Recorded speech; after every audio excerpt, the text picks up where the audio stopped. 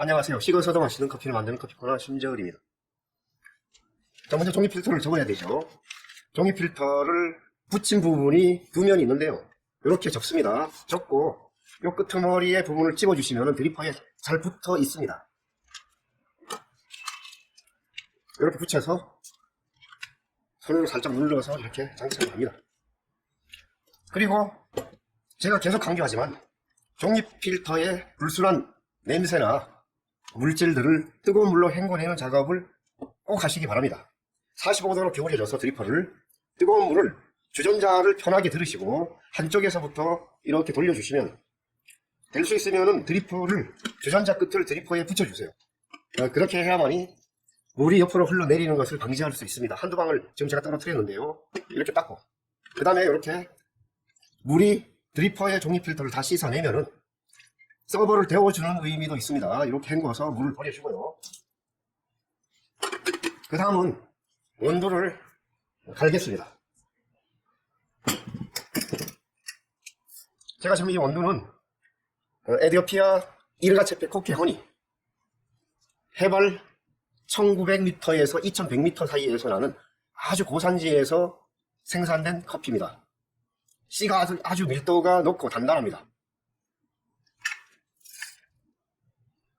제가 로스팅한 단계는 연한 갈색입니다. 연한 제가 한 50g을 내리겠습니다.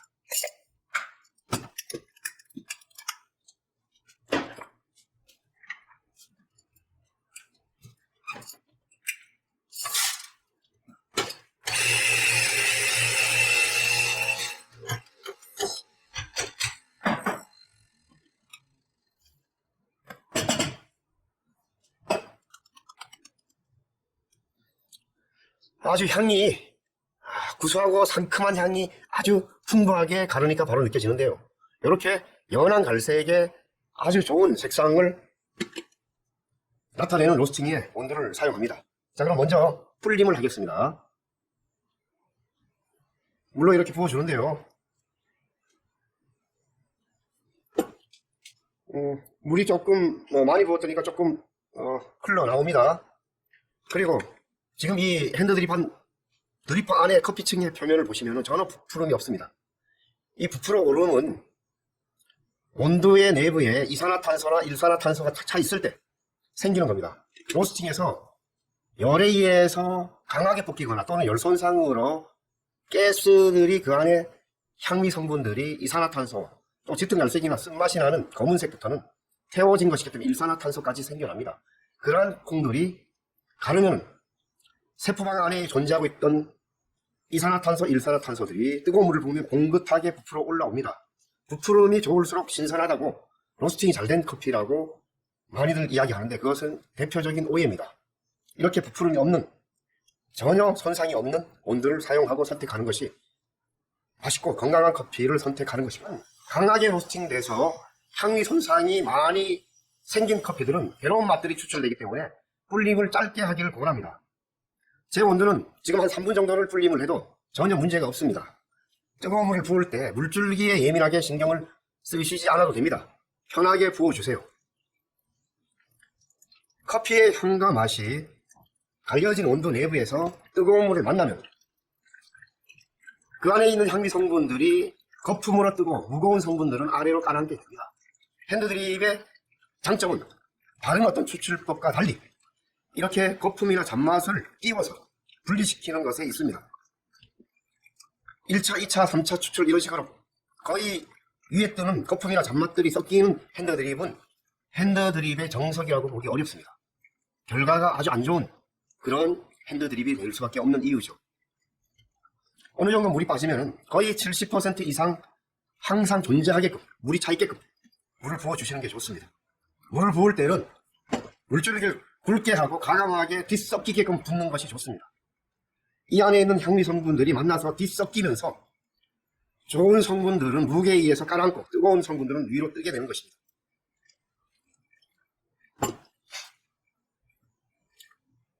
자, 이렇게 진한 성분이 나오다가 이제는 갈색의 성분 정도로 바뀝니다. 조금 더 진하면은 450ml, 500ml 정도 되면은 거의 연한 갈색에서 노란색 계통의 느낌으로 바뀌게 됩니다. 그러한 시점이 핸드드립을 끝나는 시점이라고 보시면 됩니다. 제가 지난주에 커피 핸드드립을 하면서 커피 온도에서 녹여내는 액의 수율, 물에 녹여내는 양을 동영상에 올렸습니다. 수율과 농도에 관한 부분인데요. 실제로 잘 로스팅된 저의 온도는 한 10배 정도 내리면 아주 좋은 맛이 거의 수율의 18에서 22% 가장 좋은 성분이 추출됩니다. 이런 핸드드립을 여러 번 반복해서 해보면 본인이 사용하는 온도에 정확한 수율을 맞출 수 있게 됩니다.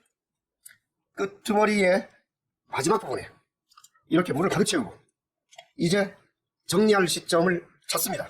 제가 지금 500ml가 벌써 받치었는데요. 뭐 한 50ml, 100ml 정도 더 내려도 전혀 관계가 없습니다. 하지만 더 맛있게 먹으려면 그 수율을 정확히 지키는 것이 필요하죠. 그럼 이제 받을 수 있는 컵을 이 드리퍼를 옮기면은 내리는 지금 물을 흘리기 때문에 컵을 바짝 대고 갖다 받쳐주세요. 이렇게 받쳐주면 그대로 옮기면 되죠. 그럼 이제 핸드드립을 마무리했습니다. 제가 한 550ml 정도를 내렸습니다. 한 11배 정도를 내렸는데요. 한 10배, 11배 아주 좋습니다. 때로는 온도의 상태가 좋으면 13배, 5배도 가능합니다. 하지만 더 좋은 맛을 즐기기 위해 한 10배 정도를 권장합니다. 자, 이렇게 홍차잔, 핸드드립잔에 받침대를 넣고 다 내린 커피잔에 이렇게 섞어주시는 것이 필요합니다. 커피가 무게에 따라서 아래쪽에는 가라앉게 되고 위쪽은 연한 성분들이 있기 때문에 이렇게 저어주시고 그 다음에 따라 보겠습니다. 아주 발가스름한 와인 색상에 가깝습니다. 커피가 짙은 갈색부터는 탁하고 쓴맛이 날 수밖에 없고 짙은 갈색과 검은색으로 가까워질수록 탄 쓴맛의 성분이 더 강해집니다. 커피의 쓴맛은 탄맛이라고 제가 결론을 내리는 것은 태우지 않으면 쓴맛이 없습니다. 제 커피는 쓴맛을 거의 느낄 수 없는 커피입니다. 자, 마셔보겠습니다.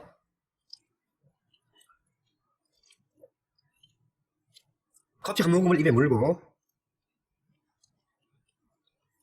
잇몸과 혀와 입천장, 입 전체를 굴려보시면은 이 커피의 얼마나 깨끗함, 열매의 은은한 단맛, 자극이 없는 상큼한 신맛이 아주 입안을 풍부한 향들로 다양한 맛들을 느끼게 합니다. 이렇게 커피를 마시고 입안에 굴려서 넘기는 과정을 3-4차례 하고 난 다음 이제는 커피를 마시겠습니다.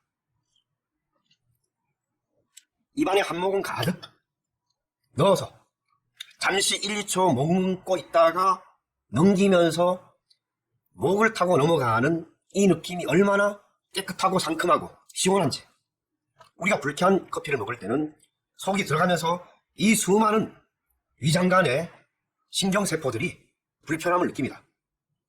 깨끗함, 상큼함, 식어서까지 맛있는 과일차에 가까운 커피라면 혀끝의 깨끗함과 부드러움, 잇몸과 입 전체 구강의 내부에서 느껴지는 향들의 발랄, 이러한 것들이 커피를 마시고 난 다음에서도 입안에서도 수많은 향과 맛들의 어우러짐과 반란을 느끼게 됩니다.